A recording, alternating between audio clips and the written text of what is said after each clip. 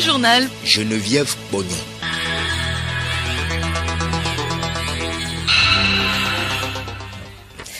Mesdames et messieurs, bonjour et merci de nous rejoindre à l'heure du journal. Bienvenue. Ma réussite, mon choix, c'est le thème d'une conférence organisée hier à Lomé à l'intention des jeunes leaders. L'initiative de l'association Précieux Trésor de Vie et les maisons TV5 Monde a permis aux participants d'échanger des expériences pour l'émergence d'une jeunesse épanouie. À l'étranger, toujours pas de réaction officielle des autorités algériennes 48 heures après de nouvelles manifestations historiques contre le régime. Le message des Algériens est pourtant clair. Ils rejettent en bloc le report de la présidentielle du 18 avril prochain. Initiative qui ouvre de facto la voie à une prolongation du mandat présidentiel d'Abdelaziz Bouteflika au pouvoir depuis 1999. Et puis, en France, acte 18 des Gilets jaunes après les violences, c'est le temps des questions. Pourquoi ne pas avoir mené une politique préventive? Plus de 32 000 contestataires ont défilé hier dans tout le pays.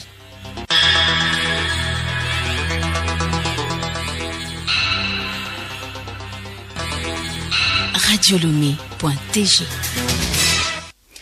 Une fois encore, bonjour. Le comité des ministres des transports des pays membres de l'Agence pour la sécurité de la navigation aérienne en Afrique à Madagascar à Sekna tient depuis mercredi sa 63e réunion en Guinée-Bissau. Ces pays membres, dont le Togo, réfléchissent sur les voies et moyens pour réduire les crashs d'avions dans les États membres et au niveau des compagnies. Le ministère de la Sécurité et de la Protection civile, de son côté, va procéder à un exercice de simulation lundi prochain dans la préfecture de Moyen-Mono. Cet exercice vise à tester les outils de planification et de gestion des catastrophes en vue de leur amélioration. Léontine Atogima. Dans le cadre de la préparation d'une réponse efficace et adéquate aux éventuelles situations d'urgence en 2019, un exercice de simulation grandeur nature sur la gestion des inondations couplé d'une épidémie de choléra sera organisé par l'Agence nationale de la protection civile du 18 au 22 mars 2019 à Kossikopé dans la préfecture du Moyen-Mono. À travers cet exercice dénommé Siloarue, c'est-à-dire inondation en pays Adja, le ministère de la Sécurité et de la Protection civile et ses partenaires techniques et financiers entendent tester les outils de planification et de gestion des catastrophes, plan national de contingence, plan ORSEC, système d'alerte précoce, plan d'intervention sanitaire en vue de leur amélioration éventuelle. L'exercice vise également à renforcer les capacités des acteurs et la résilience des populations riveraines du fleuve Mono face aux risques d'inondation. Au cours de cette période, des consultations médicales et chirurgicales foraines gratuites seront menées sur place par les services de santé des armées, du ministère de la Santé et de l'ONG M-Afrique. Le ministre de la Sécurité et de la Protection civile exhorte les populations des localités concernées environnantes à une franche et sincère collaboration avec les services techniques impliqués dans cet exercice en vue d'une optimisation des outils de prévention et de gestion des situations d'urgence mises en place par le gouvernement. Et puis retenez tout acte civique en matière d'assainissement et de protection d'environnement dans les préfectures du Golfe d'Agonivé et Puni. Il s'agit entre autres du rejet des eaux usées sur la voie publique par les ménages ou les sociétés, de création de dépotoirs sauvages d'élevage de porcs en milieu urbain. La délégation spéciale des deux préfectures a lancé ce week-end les amendes qui vont de 2 000 à 2 millions de francs CFA selon la nature de l'infrastructure. Aboka Kossi Agbenyegan, président de la délégation spéciale Golfe et Agonivé. Après les différentes rencontres d'éducation, de sensibilisation de nos concitoyens dans les deux préfectures, à savoir Agonivé et Golfe, nous avons décidé d'aller aux sanctions. En effet, nous avions eu à faire beaucoup de rencontres pour expliquer à nos populations dans les deux préfectures que l'assainissement de nos cantons est un devoir qui incombe nous tous. L'association Précieux Trésor de Vie et les maisons TV5 Monde ont organisé hier à Lomé une conférence des jeunes leaders dénommée Confégel autour du thème « Ma réussite, mon choix », un thème qui marque la détermination des initiateurs de cette rencontre pour un avenir meilleur des jeunes. Et Sylvie Mimi Bossou Soyede, directrice des maisons TV5 Monde. Ça fait 4 ans maintenant que nous sommes sur Confégel, la conférence des jeunes leaders, parce que nous avons remarqué que les jeunes ont besoin d'informations utiles et ils ont besoin d'échanges avec des modèles réussis pour se mettre sur le chemin de la réussite. Donc pour la 4e année consécutive, nous sommes au Palais des Congrès ce jour pour mettre encore des modèles de réussite face aux jeunes. Et tout au long des communications, les modèles sont passés pour dire aux jeunes: ayez des rêves, poursuivez vos rêves. Cette conférence a permis aux participants, filles comme garçons, d'échanger des expériences pour l'émergence d'une jeunesse aguerrie et épanouie. Bateau Esther, participante. On nous a appris comment utiliser notre temps. Donc, ce que j'ai retenu, c'est que je dois faire un emploi du temps personnel parce que j'ai remarqué que je passe beaucoup de temps inutile. Donc, à travers cette conférence, j'ai décidé de faire un emploi du temps personnel pour pouvoir améliorer mon travail.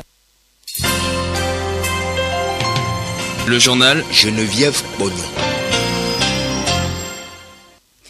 À l'étranger, au Mali, une importante attaque a eu lieu dans la nuit de samedi à dimanche dans le secteur de Ténenkou, dans le centre du pays. Un commando armé s'est brièvement emparé d'une base de l'armée malienne. 8 militaires au moins ont été tués. Aucun bilan officiel n'a été publié pour le moment.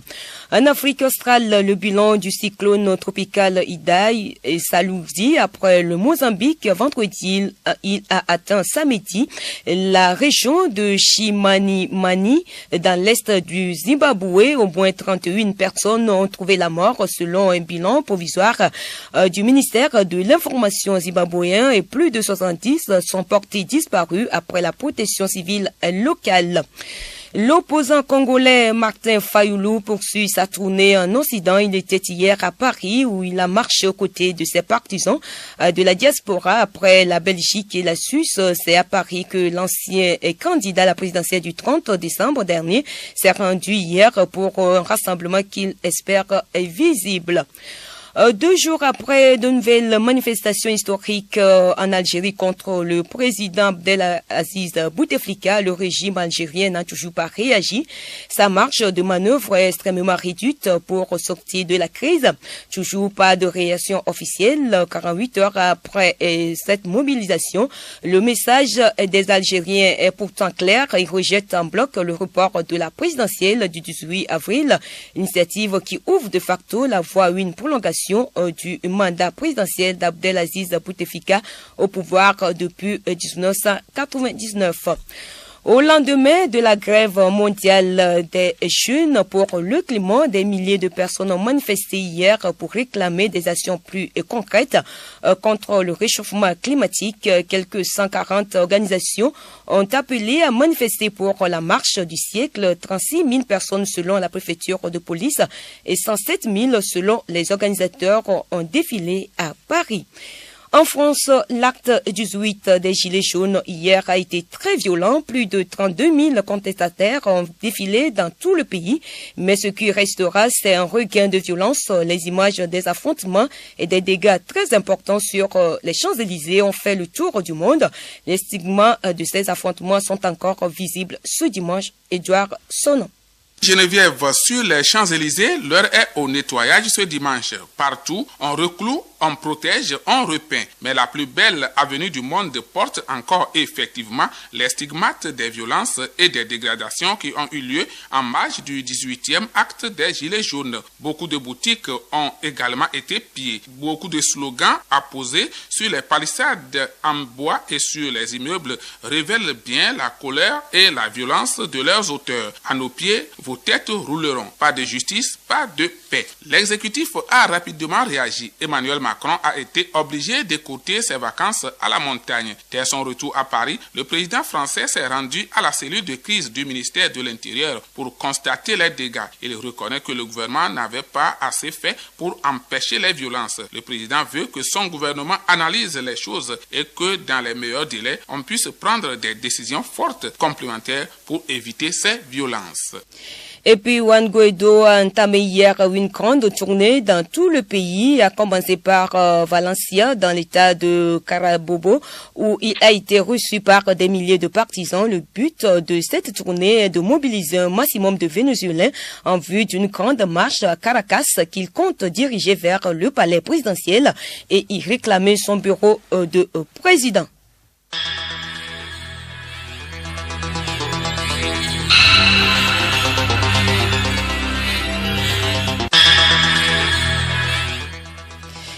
Ainsi s'achève cette édition. Merci pour votre fidélité. Le rappel des titres. Ma réussite, mon choix, c'est le thème d'une conférence organisée hier à Lomé à l'intention des jeunes leaders. L'initiative de l'association Précieux Trésor de Vie et les maisons TV5 Monde a permis aux participants d'échanger des expériences pour l'émergence d'une jeunesse épanouie. Puis, acte 18 des Gilets jaunes en France.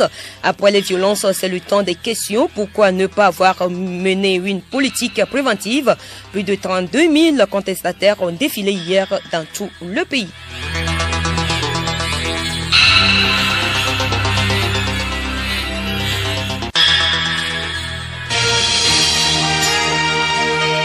Radio Lomé, boîte postale 434, email radiolomé@radiolomé.tg. radiolomé.tg